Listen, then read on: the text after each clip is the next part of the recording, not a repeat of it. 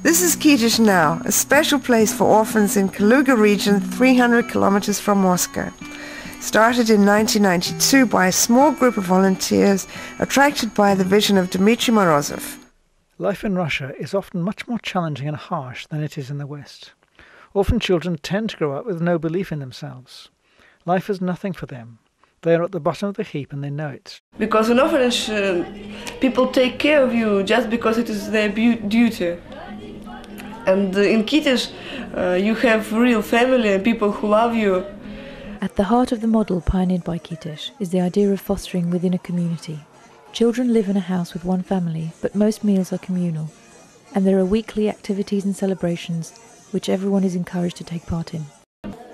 The individual problems of each child are addressed using a range of professional therapeutic techniques. Vadim usually draws devils, monsters, blood, very aggressive paintings. His last painting was very interesting. He drew a very soft, bright world. A world where nobody dies, where everybody is happy, where there's no money.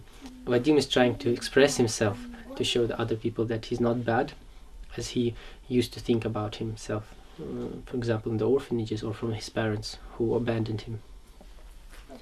And this is a good way for children to express themselves, to solve their inner problems. Now I'm studying in Moscow State University of Humanities. I want to come back to Kitish and work here and teach other children. Kitish has given me many opportunities in my life. Because when I lived in Kaluga, I had no idea I can go to Moscow and apply university. I think people should support Kitish because you can see for yourself the results of that project.